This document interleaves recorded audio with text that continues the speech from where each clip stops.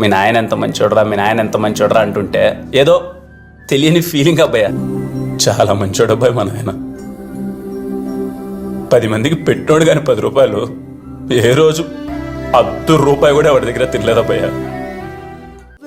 కదా నువ్వే కదా సితార నా కలకి,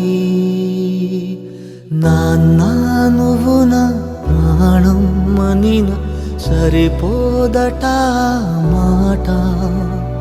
నాన్న నీకై ప్రాణం ఇవ్వన ఇదిగో ఇది నా మాట. నిజాన్నిలా అనేదిలా ఇవాళ నీ ఎదుట